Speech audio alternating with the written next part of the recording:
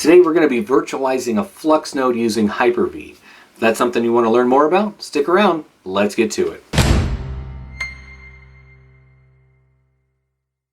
What up, Geek Squad? So here we are, we're going to build a Flux node and I'm going to virtualize it with Hyper-V. But first things first, I've got to upgrade the host. So I'll be running this on an Optiplex 3000 series. It's a 3070 with a 9th gen processor. I need to upgrade the processor. While I'm at it, I'm going to upgrade the RAM and I'm going to slap a larger SSD in there so that it meets minimum requirements for a Flux node. A Cumulus node is a minimum of 2 cores, 4 threads with 8 gigs of RAM and 200-ish gigs of SSD storage.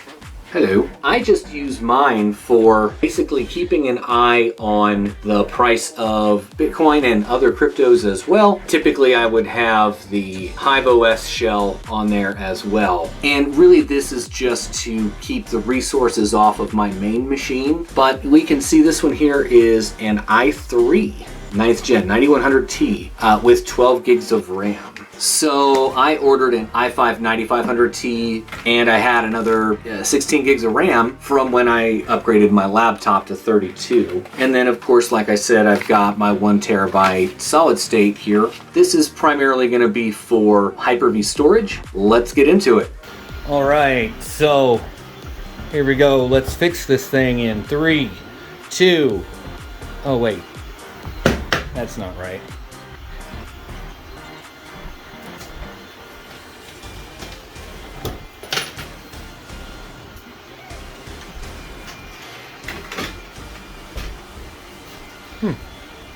I guess that'll work.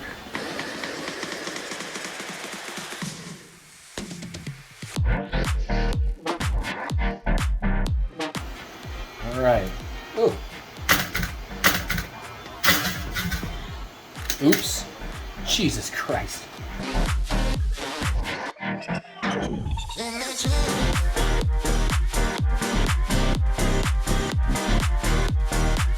First, we've got our processor installed, we've got our RAM upgraded, we've got our SSD in place. Now we need to make sure that because we physically installed that the machine can actually see the hardware that we just upgraded. Go to About Your PC, just the easy way to check. We can see we've got our i5 installed. We do have our 16 gigs of RAM installed. If we open the task manager and look under CPU, we can see we've got 6 cores on 6 threads. And you can see that within the processor, within the BIOS, we do have virtualization enabled. Now, in order to run Hyper-V on a Windows machine, you are going to need to enable virtualization. I'm not going to get into that in this video. So we've got our proc installed, we've got our RAM installed. Now, I don't see our new hard drive. We're going to create and format hard disk partitions. You could search for that pretty easily as well. Just typing in, whoops, if your fingers work, disk, it'll pop up, create and partition hard disks. You might get a prompt that pops up here to say, do you want to make this a bootable drive or not? You don't, unless you do, but you don't. And then you'll come over here to the unallocated storage on your disk, create a new simple volume, as much as you want. And if you want to assign it a specific letter, you can do that. We'll name it data, because that'll be our data disk. And we hit finish. It's gonna think and think and think. Maybe it's thinking a little faster than it did before with that new processor.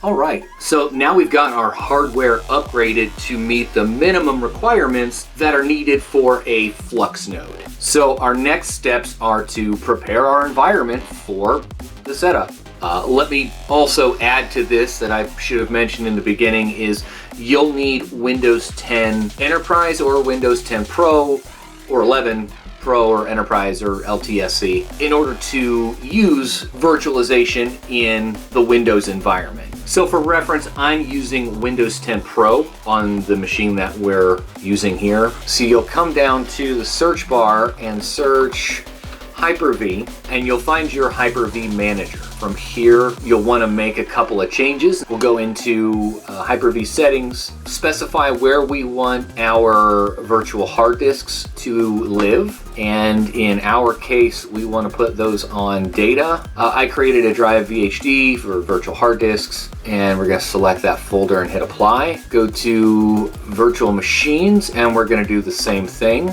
Select folder and hit apply. Now we're going to go down here to Virtual Switch Manager, and by default it gives you a default switch which utilizes whatever's in the machine that you're using at the time. What we're going to want to do is go to New Virtual Switch. You're going to want an external virtual switch. Internal and private switches essentially just allow for communication between your VM and other machines within your network. So an external virtual switch is going to allow you to talk to the outside world, which is what we need. We're going to change connectivity to the network controller. If we wanted, we can enable a VLAN for identification. I'm not going to be doing that in this video. We're going to hit apply, and we do lose network connectivity, which means we also lose our mouse functionality. Since I'm using a virtual KVM called Mouse Without Borders, we could set up a virtual SAN if we wanted to, but because our storage is locally in the machine, we're just going to leave that alone as well.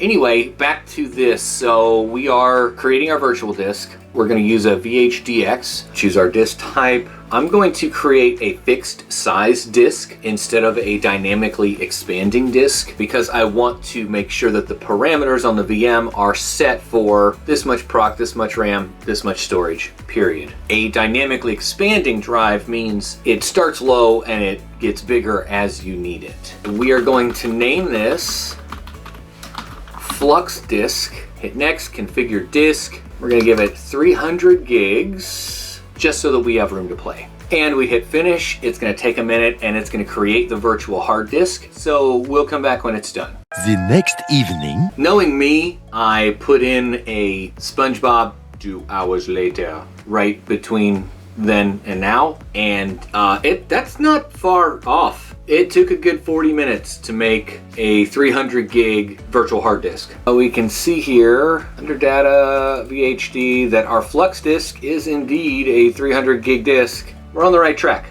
Now we're going to create a new virtual machine. You can read all this on what to do. So FluxNode is what we're going to name it. So 8 gigs of memory and binary is 8192.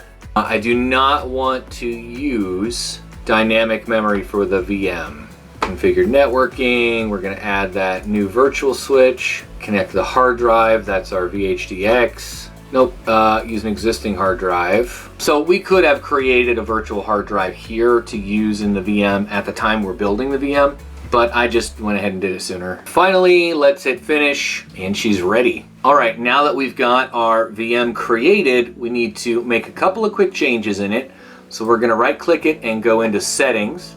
Under processor, we're going to do 4 virtual processors and a reserve. We'll do 10% reserve, 100% VM limit, 100 relative weight. We'll apply that. Now this isn't a one-to-one on what's actually in use, but we're going to go in here to SCSI controller, DVD drive, and hit add. This is where we're going to load our image file.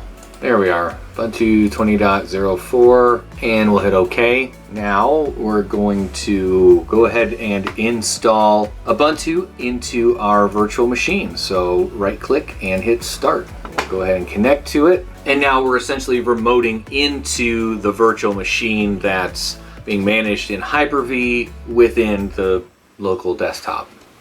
We're going to go ahead and install Ubuntu and not run it directly from the CD or the ISO, so we don't have to mount this every time. You go through and install Ubuntu however you need to do it for your country, your category, your area, the way you want to install it. All right, we're going to let this install. tomorrow for sure. Where was I? Oh yeah, installation complete. We have finished the installation of Ubuntu on our VM. It says to restart now. We're gonna let this reboot. Eventually. All right, here we go. No, don't upgrade. So here we are in our Ubuntu VM. There's always been issues with copy paste from localhost to a VM using Hyper-V. There's third-party apps and stuff that you can install, but I'm not going to go through all that here. So here's what I did is within Ubuntu, I just did a Google search on FluxNode Toolbox, found the GitHub repo, and right there is my script URL. You could also use PuTTY or any other kind of SSH tool, you know, run your scripts and whatnot in the terminal that way. But run a command as administrator, use sudo.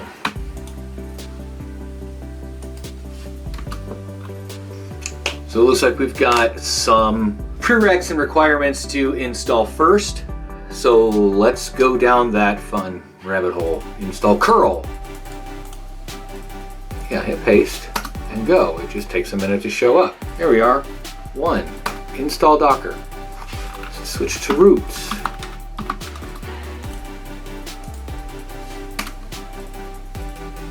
I'm learning this right along with you.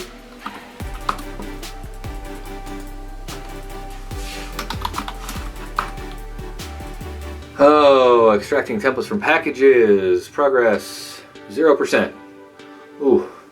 This might take a while. 1%. Woo!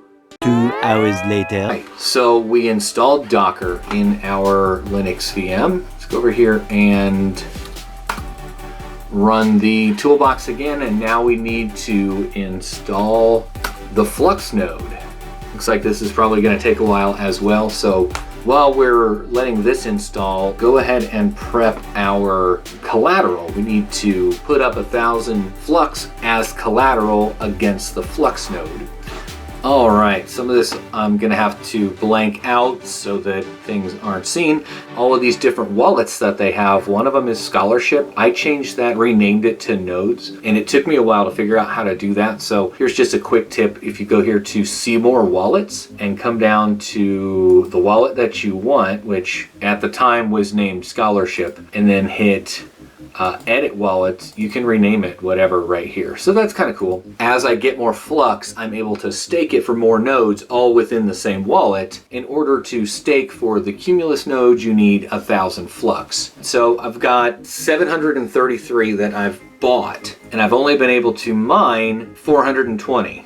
Nice. What I'm going to do is send myself 300 flux, and we'll do this fast, to investments,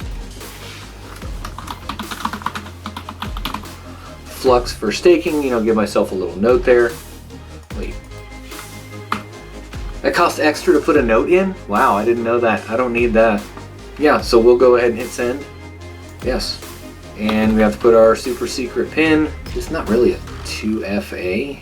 So now let's come over here to investments. Now,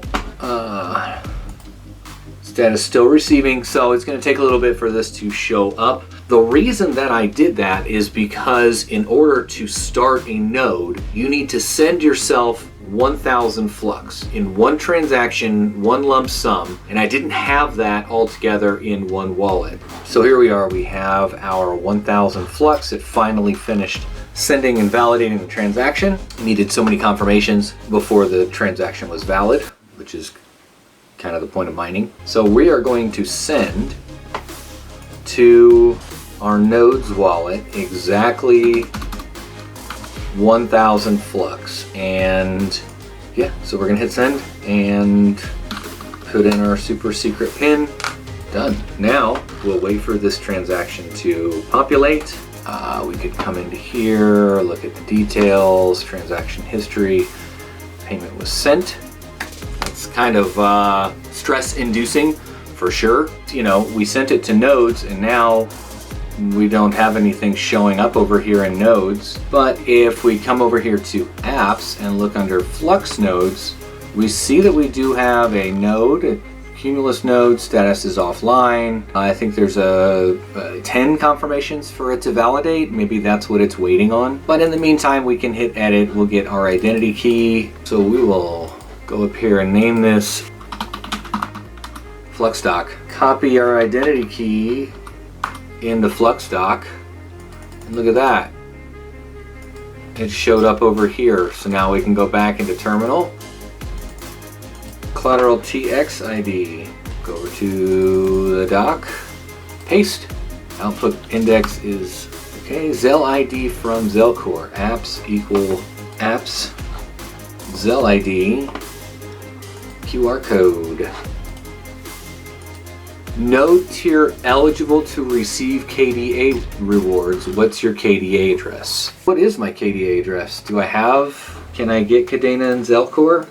Dogecoin dash Bitcoin Z. Yeah, I do.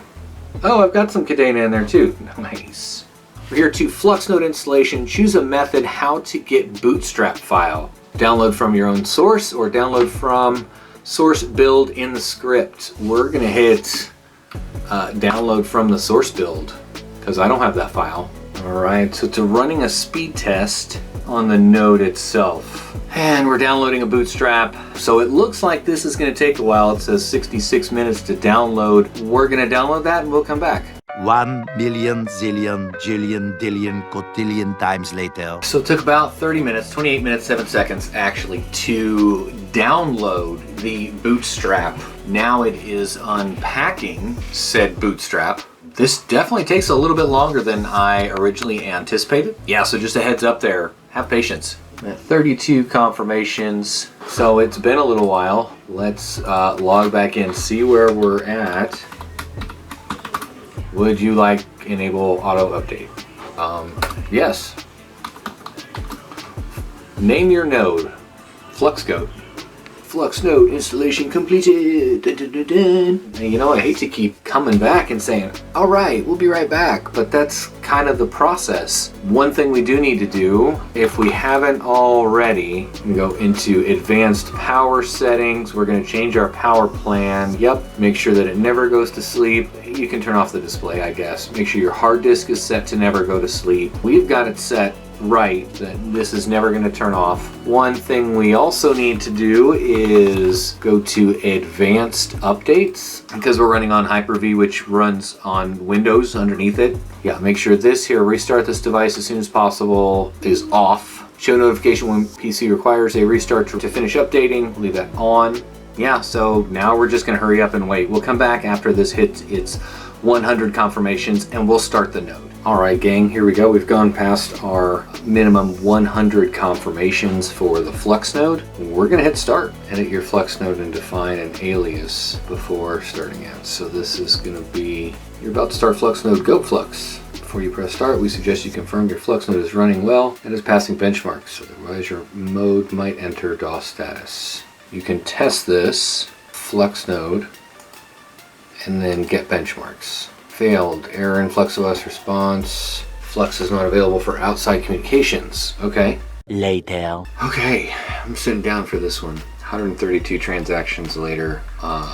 Clicking on FluxOS and going to get benchmarks. Everything looks good. Now, what did I do to figure out why that was happening? One step I skipped was to configure UPNP communication within the FluxNode. It was already enabled on my router. I thought that was all I needed to do. I didn't realize I needed to configure it within the FluxNode. I thought that would just do what it needs to do as far as searching down IPs or up IPs. Needless to say, I didn't set that up. So I went back and set that up. Option 14 in your bash command from the GitHub repo. So we're going to go ahead and hit start FluxNode. I wanted to get this on video and I wanted to get this done tonight. So here we go. Successfully started FluxNode Goat Flux. It'll take 1 block to be mined for your FluxNode status change to start and 2 to 20 minutes or 1 to 10 blocks to get confirmed. The next day. So here we are the next day. Woke up today, checked all the things, and logging into the FluxNode from the local machine. Flux is working correctly, so it all got set up right, which is great. We can see within Hyper-V itself, the VM is running, hardly using any CPU. So if we look in Zelcore, under Flux, we're only showing like 150 Flux in here now, but if we go to details, we can click this drop down and go into our node's wallet, and we can see that we do have our 1000 Flux in there. They show that it's locked in Flux nodes. We can't access it, doesn't show that it's in our wallet, which is fine. That's the idea, that's the whole plan, right? So really, there we are. That's pretty much it. We've got our Flux node, our Cumulus node up and running on an existing workstation that was only being used to display data on a couple of monitors. It upgraded it, got some more cores in place so that we can use it for this. It's already using existing hypervisor that's built into the Windows operating system. So we didn't have to buy anything extra. Just gonna sit there and make money. Well, make Flux. You've got a lot of options on how to do a Flux node. I think this is a good option if you are like me. You've got a Windows machine that has some extra cores and extra resources available, or you're able to invest in making that a thing. Just gonna sit there and run. Let me know your thoughts in the comments down below. Is this something that you feel like you could use in your own setup, your own environment? If you got this far in the video, go ahead and give it a thumbs up. It really helps the channel and helps get the video out for more people to see. If this is the kind of content that you like, consider subscribing. And of course, thanks for watching.